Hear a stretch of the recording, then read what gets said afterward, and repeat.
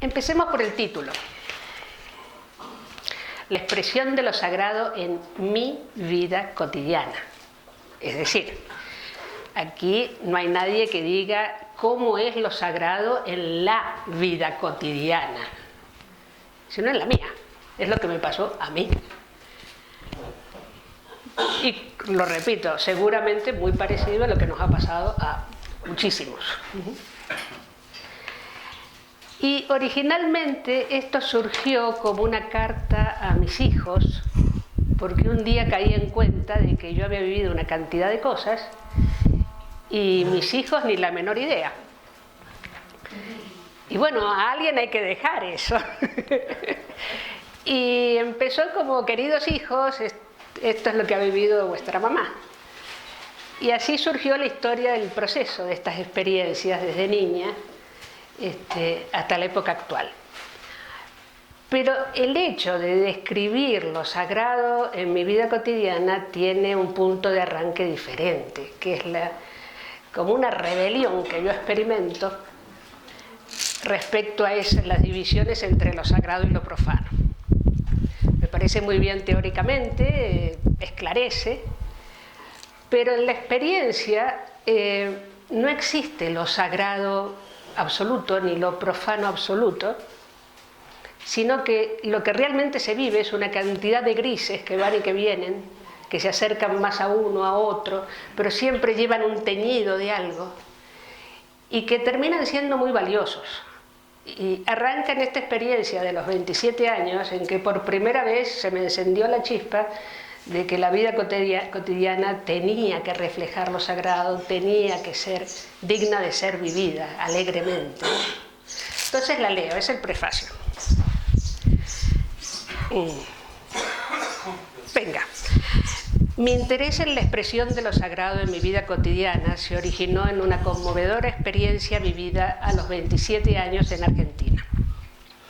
En aquella oportunidad había descubierto que podía llegar a altos estados de conciencia gracias a una práctica propuesta por el movimiento humanista. Tan pronto percibí una lucidez y una dicha sin par, me propuse experimentarlas tan a menudo como me fuera posible. De manera que dejé de lado toda otra actividad y me propuse, con la obstinación que me caracteriza, repetir la experiencia varias veces al día. Y ahí estaba yo, dale que te pego en el asunto. Y empezaron a pasarme cositas. Lo primero que me pasó fue que cada vez era más grande mis ganas de estar en las alturas. Y empezaba a aparecer una especie de desprecio por lo cotidiano, por la gente normal, no como uno que estaba tan iluminada, y una intolerancia en general, un marcado criterio de blanco-negro que tenía un olor a fanatismo que hasta yo misma me daba cuenta. Y dije, aquí está pasando algo raro. Esto no va bien. ¿Cómo es que me pasa esto? Aunque al principio todo fue bien, es decir, la experiencia se repetía, con el pasar de las semanas comencé a sospechar que algo no encajaba. Sentía que la experiencia tenía un tope, una barrera, como si algo impidiera que continuase adelante. Al transcurrir unos pocos meses, porque para que si soy permanente soy, y obstinada ni te cuento, después de varios meses, una certeza se hizo evidente. No me era posible avanzar más allá si mi vida cotidiana no se transformaba. En otras palabras, si lo trascendente no se manifestaba de alguna manera en lo cotidiano, tampoco era posible continuar el ascenso. Allí surgió un interés por lo unitivo, lo bello y maravilloso de lo cotidiano, su significado, sus consecuencias. La alegoría de esta intención es el Mercurio, el mensajero de los dioses que trae nuevas conectando dos planos que aparentemente están distanciados, pero que necesitan religarse. Y ahí surge mi valorización, mi énfasis en intentar que los actos unitivos, la forma en que se vive la vida, sea realmente un reflejo de aquello, no está tan desconectado, ¿no? Y ahí empezamos. Viene una introducción que mejor la pasamos por alto porque es mucha teoría, qué opina Mircea Eliade, qué opina Silo, los estudiosos que la lean, pero francamente a mí me aburrió escribirla y no pienso repetirla. Así que vamos al encuadre general metodológico. Cuando lo escribí me gusta el método, así que no iba a escribir una seguidilla larga e interminable, sino le quise dar un poquito de armado metódico. El ámbito mayor que engloba la expresión de lo sagrado en mi vida cotidiana es, lógicamente, lo sagrado en toda mi vida. Por esto engloba otras experiencias de lo sagrado fuera de la cotidianeidad. Por ejemplo, mis prácticas religiosas, energéticas o de accesis. Desde luego, en mi larga experiencia trabajando como voluntaria humanista, en todos los trabajos de difusión, contacto con multitud de gente, viajes, seminarios, he vivido el contacto con lo sagrado, pero aunque estas experiencias no pertenecen al tema de este trabajo, de todas formas, se relacionan con él por compartir el ámbito mayor común de lo sagrado en toda mi vida. Así que experiencias raras con técnicas raras, no. Hoy no. Experiencias raras o extraordinarias, porque en el trabajo social se despiertan muchas cosas, tampoco. En dicho ámbito también existe una contrapartida con la ausencia gradual de sentido que en todas aquellas áreas de mi vida donde la cultura materialista en la que vivo ha teñido de posesión y miedo, hasta llegar a la ausencia total de lo sagrado, donde niego lo bello y sublime de mi vida, es decir, hasta el sinsentido de la vida. Es importante ver esto porque si se habla de nada más que en un aspecto de la vida, también hay que tener los ojos abiertos de que hay una zona oscura. El otro polo existe. Y en épocas como la nuestra existe con mucha fuerza y contagia. El proceso de irrupción de lo sagrado en mi vida cotidiana arranca con las experiencias de niña en las playas, en los amaneceres, y avanza a través de la pubertad con las experiencias místicas de contacto con la naturaleza. En mi juventud, en ocasiones, el amor y el sexo ayudaron a conectar con lo sagrado, y en mi madurez, gracias a las experiencias de fuerza, con el guía y disciplinas, se fortalece el nexo. Allí comienza a manifestarse de modos muy, muy diversos. Hay signos de lo sagrado en mi vida cotidiana, desde la belleza en las tareas de limpieza del hogar, eso existe, pasando por los amaneceres camino al trabajo, por el amor a los seres queridos, el poder relacionarme con el corazón abierto, hasta las experiencias de sentir al extraño, brindarle bienestar y comprensión de un gran plan en el aporte al proceso social. Se acabó el método. El proceso. ¿Cómo empezó esto de lo sagrado en mi vida? Quizás empezó antes de lo que cuento, pero que lo rescato y es un recuerdo imborrable, fue a los 8 años. Al rescatar el proceso de irrupciones de lo sagrado en mi vida cotidiana, aparece una experiencia inolvidable de mi niñez que denomino todo encaja en el universo. Cuando tenía 8 años, vivía con mi familia en Bahía Blanca, donde solíamos ir a 2 playas cercanas, Montehermoso y Pehuenco, a finales de 1955. En la primera, además de poder jugar en el mar, tenía la gracia de contener numerosos restos de asentamientos indígenas y me encantaba buscar puntas de flecha. Además tenía un padre geólogo que me enseñó a mirar las piedras. La segunda era una playa bordeada de araucarias, que son coníferas cuyas ramas se dirigen hacia arriba y que contenía muchas conchillas. Pues bien, en una de esas playas recuerdo que me puse a caminar en las dunas y en un momento me quedé contemplando el paisaje. Los árboles, la arena, la playa y el mar. Súbitamente todo encajó. Cada cosa formaba parte de un todo y yo misma era una partícula mínima, pero que encajaba en este enorme, colosal y coherente universo. Lo curioso es que me sentí parte de ese todo, una pequeñísima parte, pero que encajaba perfectamente en el diseño universal. Todo estaba bien. Y eso no lo he olvidado en toda mi vida.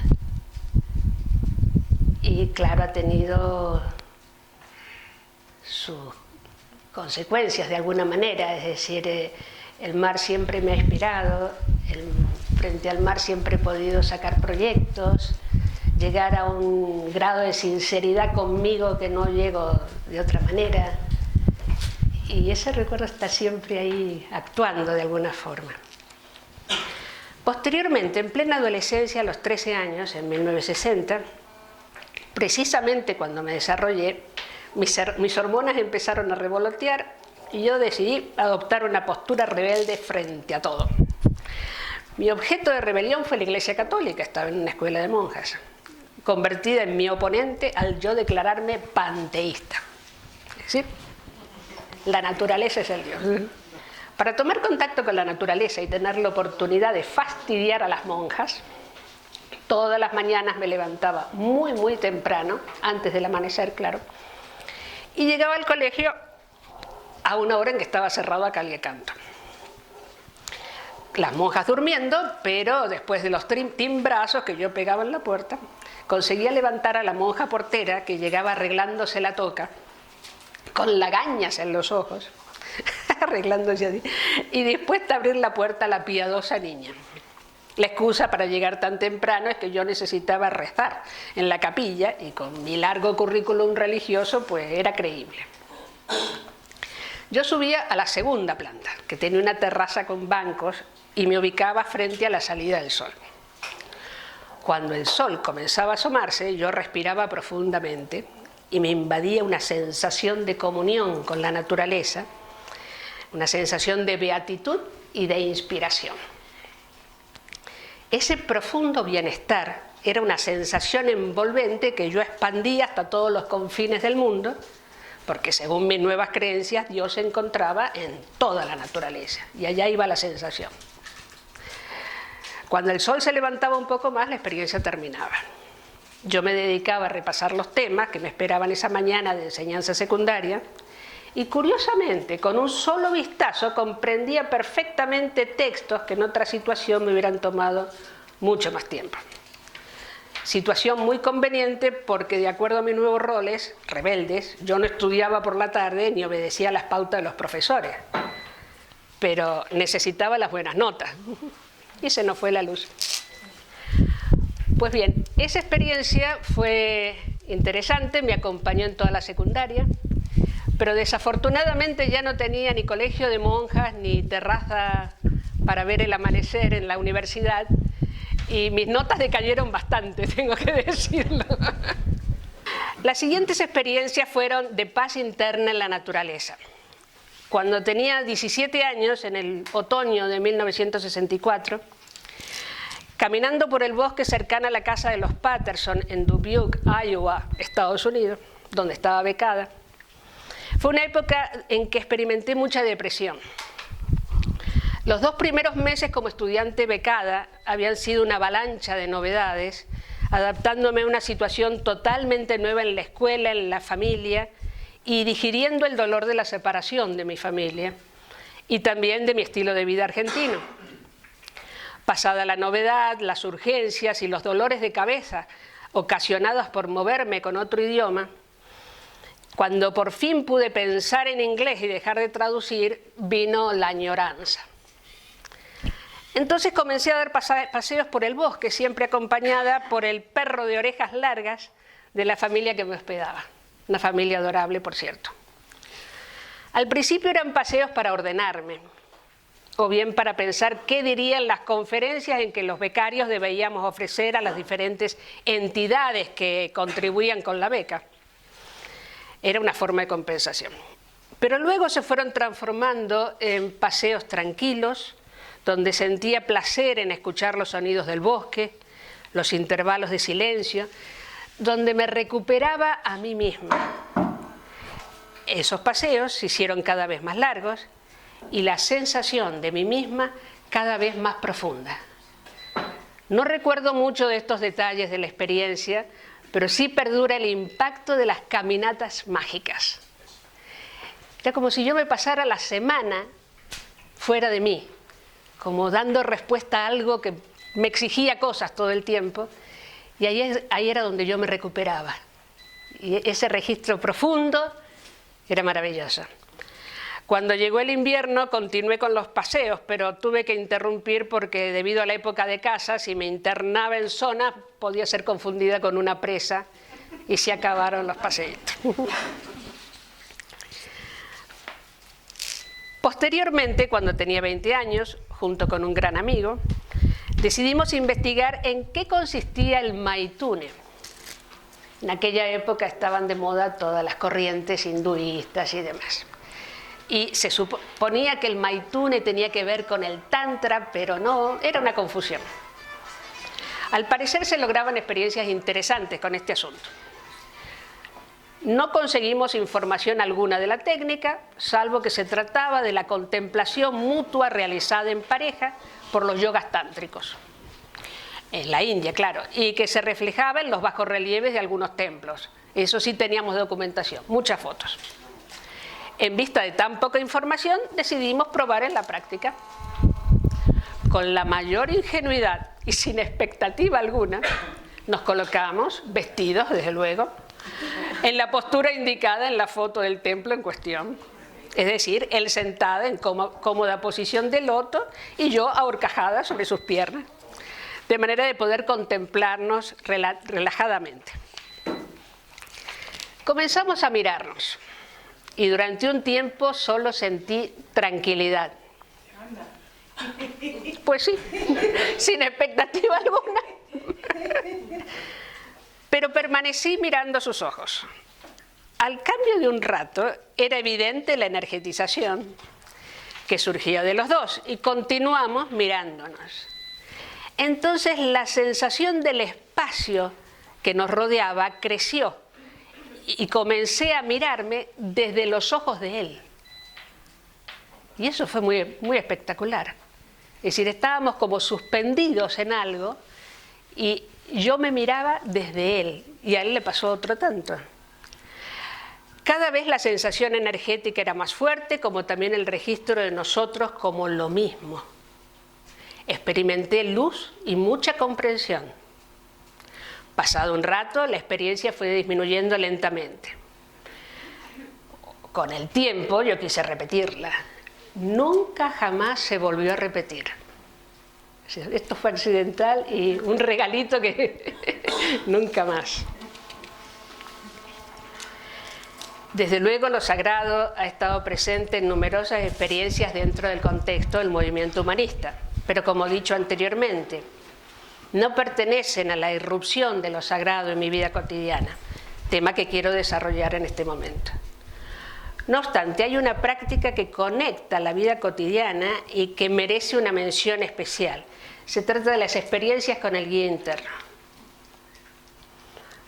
Mi relación con el guía ha sido una relación con procesos y cambios. Inicialmente, mi guía interno era un monje delgado, sabio, bastante rígido. Cuando necesitaba consuelo, lo achataba. Entonces mi guía era un monje bonachón, cariñoso, comprensivo, muy bondadoso. Mi relación era esporádica y solo acudía al guía cuando me encontraba en situaciones de emergencia. Por ejemplo, cuando perdí unos folletos importantísimos de mi trabajo y que luego aparecieron casualmente al día siguiente, ¿no? Posteriormente la relación se fue haciendo más estrecha. Casi diariamente, mientras conducía al trabajo, repasaba con mi guía las prioridades del día y pedía consejo. Al descubrir que podía pedirle sugerencias, comenzó un juego de adelantarme a los acontecimientos. Entonces empecé a usar al guía como oráculo.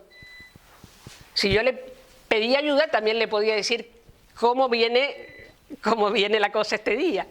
Y me empezaba a soplar algunas posibilidades. Bueno, lamentablemente el juego duró poco porque se evidenció que en lugar de expandir mi libertad, la reducía.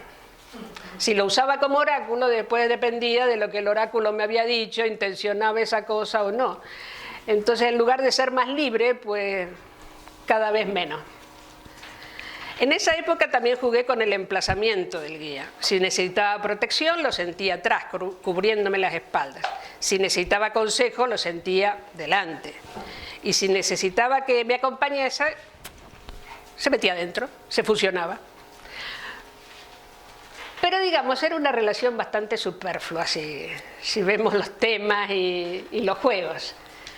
Llegó un momento en que realmente necesité algo más profundo.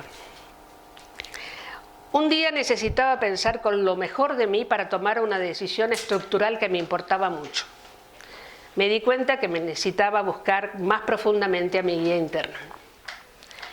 Coordiné con los miembros de nuestra familia, aquí presente, que me dejasen unas pocas horas sola en casa y procedí a construir un buen ámbito interno.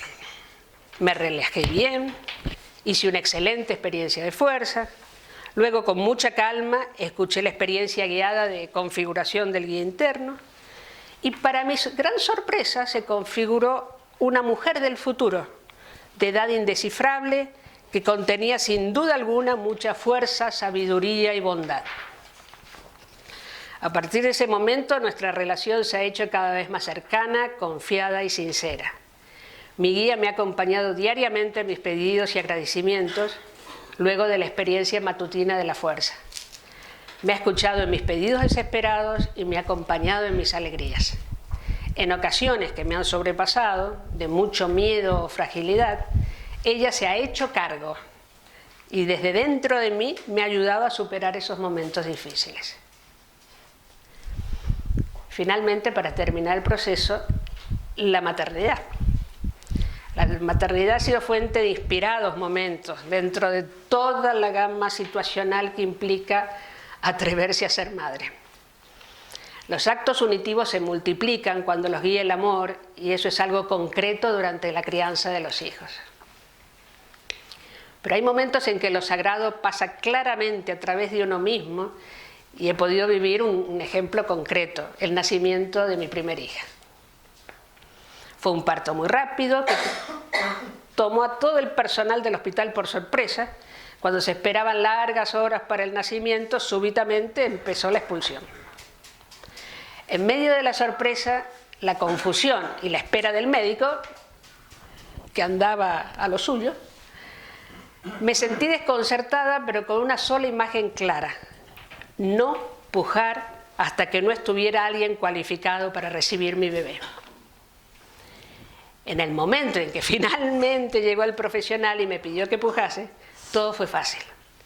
Mi cuerpo respondía como si lo hubiera estado esperando desde siempre. Yo sentí que colaboraba con la vida, con algo más grande, y unas correntadas de energía circulaban a través mío hacia el bebé.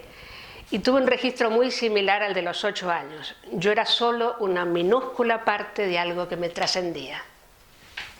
Fue muy hermoso. Además, fue algo muy sabio, porque mi hija venía con el cordón. Si no hubiera esperado al médico que se lo retirara, la historia sería diferente. Bueno, eso ha sido un proceso de cómo lo trascendente ha irrumpido en mi vida de pequeñita a más adulta. Lo que vale la pena ver es esto, porque son experiencias accidentales en su gran mayoría y, digamos, regalos que me dio la vida, le estoy muy agradecida, pero no repetibles. Lo interesante de ver el momento actual es cómo se conecta aquello con lo cotidiano. Y ahora vamos a ejemplos en el momento actual. Tienen que ver con los diferentes quehaceres de mi vida cotidiana. Salud. Experiencias de amor al cuerpo y reconciliación con su deterioro. Durante mi juventud siempre exigía a mi cuerpo más de lo que podía darme y lograba extenuarlo. Pero una nueva actitud de amor al cuerpo surgió cuando el cuerpo empezó a deteriorarse. El cáncer y la radioterapia fueron mis grandes maestros para aprender a atender y comprender al cuerpo. Durante el tratamiento me sentía muy cansada, pero disfrutaba enormemente los paseos en bicicleta en el parque frente a mi casa. Muchas mañanas salía a disfrutar la libertad de la bici, ese registro de, sobre todo en bajadita, y lograba llegar al otro extremo del parque, pero ya no tenía fuerzas para regresar, teniendo que esperar un rato prolongado hasta superar el agotamiento. Una y otra vez se repetía la misma situación. Yo llorando en un extremo del parque porque no podía volver porque ignoraba cuándo comenzaba a cansarme. No tenía la menor idea de lo que era el medio cansancio. Esas lloraderas fueron inolvidables. De allí surgió la decisión de escuchar al cuerpo, de atenderlo, de cuidarlo como he cuidado el cuerpo de mis hijos. Esto fue creciendo hasta que llegó el día en que pude saber cuándo era prudente dar la vuelta y regresar al punto de partida antes de agotarme. Es un ejemplito de yo y mi cuerpo. En el trabajo. Hay muchas experiencias en el trabajo, en el ámbito de mi antigua oficina, donde desafortunadamente las situaciones inhumanas fueron frecuentes. Trabajé en una gran multinacional y suelen ser bastante inhumanas en el trato. Una experiencia especial se dio con un jefe muy autoritario y mi enorme anhelo de poder superar el miedo a la autoridad inculcado durante tanto tiempo. Cada vez que pegaba un grito yo temblaba y por más que intentaba no temblar seguía temblando. Esa tarde se duplicaron los trabajos y solicitudes de datos que debía entregar en muy poco tiempo. Comencé a sentir cómo la respiración se hacía alta. Emocionalmente quería escapar. La cabeza se nublaba y solo atiné a bajar la cafetería. No soportaba quedarme un segundo más en mi escritorio. En el ascensor sentí que algo muy grande y sereno estaba en mí. Ese algo se hizo cargo y comenzó a dar instrucciones. Ahora respira con la barriga. Bien. Repítelo. Bien. Pude aflojar con enorme alivio mientras el algo continuaba tomando todas las medidas necesarias, tanto de relación como de ordenamiento y prioridades. Otra experiencia curiosa fue con otro jefe, pero esta vez del tipo degradador venenoso, con los subalternos.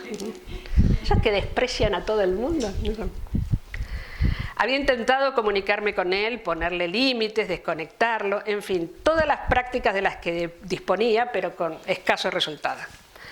Una tarde, durante un día neutro, sin recibir agresiones verbales de su parte, comencé a realizar la ceremonia de bienestar, discretamente, proyectando sobre él el mayor bienestar posible. Suavemente, a medida que se fortalecía mi registro de bienestar, pude rescatar que se trataba de un ser humano sin olvidar la monstruosidad de su conducta. Realmente era grato entregarle bienestar. Curiosamente, nunca más algo pasó ahí, a mí y a él.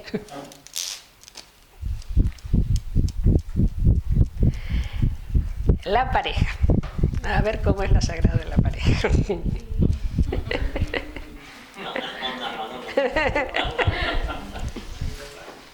A veces he callado sabiamente y he escuchado con el corazón abierto. A veces he tenido el valor de plantear un tema espinoso e intentar construir alternativas. A veces he quitado la tapa de anestesia rutinaria y he dejado que surja la creatividad. A veces he mirado mis razones y mis quejas con buen humor. Muchas veces he agradecido por poder construir una relación de pareja como la que tengo. De esta forma llegamos a nuestra ceremonia de matrimonio, que la hicimos cuando cumplimos 25 años de pareja. Y rescato una frase de esa ceremonia. Nuestro amor nos puede parecer simple y cotidiano. A veces pareciera que solo se trata de una bonita melodía doméstica donde yo te hago las cuentas y tú me sirves el té. Sin embargo, ha superado la monotonía, las rutinas, la transformación del tiempo. Nuestro amor se ha enfrentado al establecido y ha encontrado nuevos caminos. Nuestro amor ha sido un proceso de avanzar dejando atrás la posesión. Ha sido mi pareja ideal la mayor parte del tiempo. Eres como eres y no como yo proyecto. Y eso es maravilloso. Hay un poema que sintoniza esta misma canción, que es de Mario Benedetti. Si te quiero es porque sos mi amor, mi cómplice y todo. En la calle, codo a codo, somos mucho más que dos. Pasamos a familia.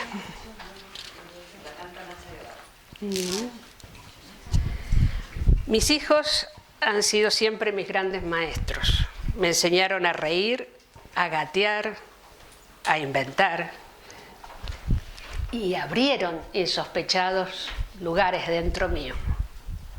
A veces escuché realmente lo que me querían decir. A veces encontré nuevas alternativas más risueñas de lo imaginado.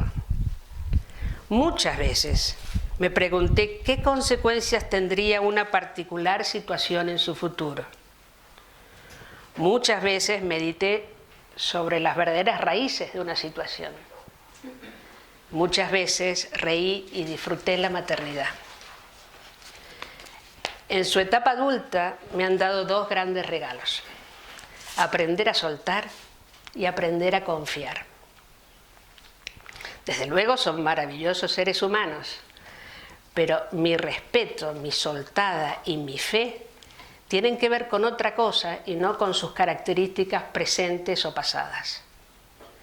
Yo registro en ellos un poderoso y abierto futuro que ellos sabrán timonear y llevar adelante.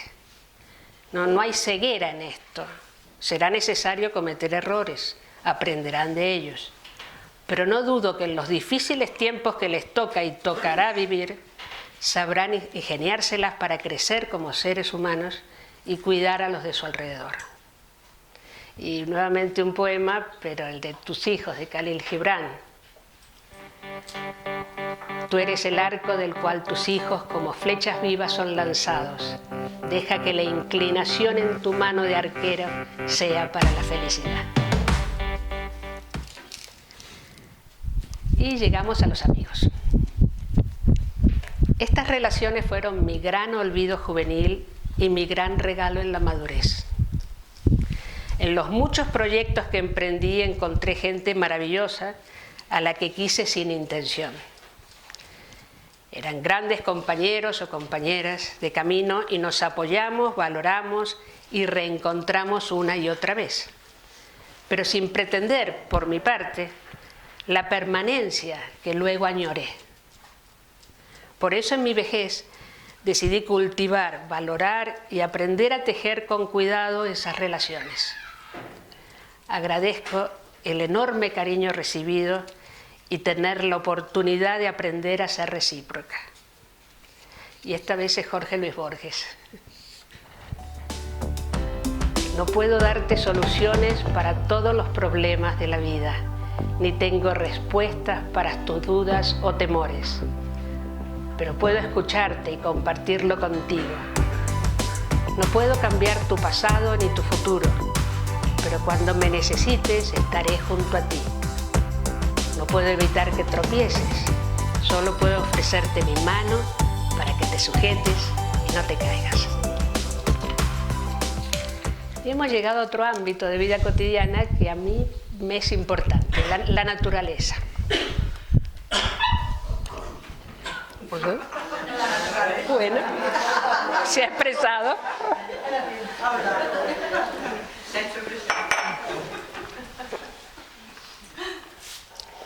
Siempre me impactó la belleza de la naturaleza, sus colores, sus formas, sus olores. Hasta en momentos de enajenación, me basta ver un árbol encendido de rojo otoñal para respirar de otra manera, tomar distancia y saberme viva. Durante mis largos años de oficina, aprendí a amar los amaneceres, cuando la luz apenas se insinúa y el paisaje se tiñe de azul. ese mágico momento al que llamo la hora del unicornio, me permitió encarar las largas horas de tedio con una sonrisa. Hoy agradezco vivir en un sitio con 4 estaciones, donde puedo disfrutar los cambios. A continuación hay 2 descripciones de situaciones vividas en el 2012, escritas poco después de ser percibidas. 11 de noviembre 2012, paisaje de otoño. Las llamaradas rojas armonizan con las amarillas y se destacan en el fondo negro-verde. Todos los colores expresan la vida del planeta. Qué curioso que los árboles más jóvenes cambien más rápido. Los más añosos todavía están verdes, mientras los pequeños ya pasaron al amarillo. 1 de diciembre del 2012. Paseo en Navacerrada. Los pinos se inclinan bajo el peso de la nieve en sus ramas. Se nota el peso y en el paisaje blanco aparecen guardianes del entorno. Me expando hacia el paisaje nevado y me siento liviana, con calma. Observo con conciencia de mí los faroles de las casas donde la nieve ha dejado curiosos dibujos de estalactitas. Aunque las formas parezcan lágrimas, advierto los caprichosos dibujos que se entrelazan con gracia y detalle. Son pequeños poemas en el paisaje. El paisaje está disfrazado y con su uniforme blanco produce liviandad y alegría. Salto sin prevención sobre los montículos de nieve, rescatando el juego universal del cambio. Y vamos a otro ámbito que son quienes me rodean. No es solamente los cercanos, los amigos, la familia, sino todos esos extraños que pasan por mi vida o se entrecruzan conmigo. Vivo en un paisaje humano que una buena parte del tiempo es solo una fotografía a mi alrededor de contactos difusos, imágenes chatas y sin profundidad. Pero ocasionalmente ese paisaje cobra vida y caigo en cuenta que me rodean personas. Gente con situaciones, vivencias y posibilidades. El metro suele ser mi laboratorio de juegos y experiencias. Siempre he sido demasiado curiosa y cuando veo personas a mi alrededor me gusta inventar sus situaciones. Pero desde que comenzamos el trabajo de las virtudes, hay un juego que permanece. Imaginar cuál sería la virtud de cada cual. Les imagino en el futuro, en un determinado trabajo o actividad, donde pueden implementar, desarrollar y brindar a otros esa peculiar virtud que los distingue. Desde luego que al observar al otro descubro cosas. Por ejemplo, una mujer embarazada con cara de preocupación y respiración entrecortada que posa su mano suavemente sobre su barriga. En este caso, se me ocurrió experimentar un enorme bienestar y proyectarlo como esfera protectora hacia ella. Al poco rato, mientras continuaba la experiencia, su respiración se suavizó, cerró los ojos y su rostro se relajó. ¿Coincidencia? Quizás. Pero lo importante fue el acto de dar. Muchas veces me he cuestionado mi respeto al ser humano. He intentado medir en mi vida cotidiana cuántas veces realmente pongo al ser humano por encima de todo lo demás, comprobando tristemente que solo se trata de ocasionales actitudes en ciertos ámbitos. Este enorme fracaso me ha impulsado a perseverar en el intento. Gracias a la tosudez en el tema, han surgido situaciones que me han sorprendido. Por ejemplo, poder realmente sentirme reconfortada al alejarse un alumno a quien pude abrir posibilidades. Hay ocasiones en que me maravilla la estructura humana. Con los niños es fácil advertir esa enorme intención lanzada hacia el mundo para cambiarlo. Como un alumno de 6 años que me aclaró qué tipo de vídeos quería ver al intentar ampliar su vocabulario en inglés. Profe, no quiero vídeos con mentirititas, es decir, dibujos animados para enseñar a hablar inglés. Lo que yo quiero es realidad. quiero animales de verdad. Que hablen inglés. Y así fue como vimos National Geographic. Nuestra capacidad de transformación es un enorme regalo de la evolución. Nuestra capacidad de amar, de proyectar, de ansiar un futuro mejor, solo es posible gracias a nuestra intención. A ese yo que intenta superar sus limitaciones y que tantas veces obstaculiza el camino, pero que tantas otras es capaz de apagarse humildemente para ser la herramienta de algo más profundo. Alguien ya lo describió poéticamente, así que charla de tortuguitas, este poema es una belleza. Sentir lo humano en el otro es sentir la vida del otro en un hermoso multicolor arco iris que más se aleja en la medida que quiero detener, atrapar, arrebatar su expresión. Tú te alejas y yo me reconforto si es que contribuye a cortar tus cadenas, a superar tu dolor y sufrimiento. Y si vienes conmigo, es porque te constituyes en un acto libre como ser humano, no simplemente porque has nacido humano. Yo siento en ti la libertad y la posibilidad de constituirte en ser humano, y mis actos tienen en ti mi blanco de libertad. Entonces, ni aun tu muerte detiene las acciones que pusiste en marcha, porque eres esencialmente tiempo y libertad. Amo, pues, del ser humano su humanización creciente.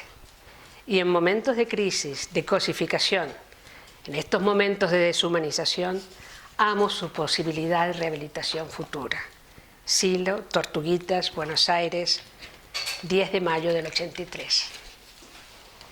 Y aquí, amigos míos, viene un agradecimiento a todos aquellos que han contribuido al nuevo humanismo en las más diversas formas y momentos, gracias a sus aportes al ámbito que se ha expandido en el tiempo y en el espacio.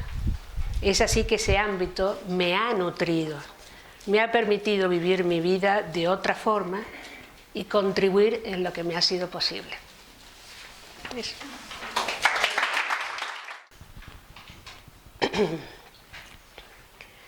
Una gran amiga cancerosa me contó que durante la quimio se había propuesto agradecer todos los días por algo.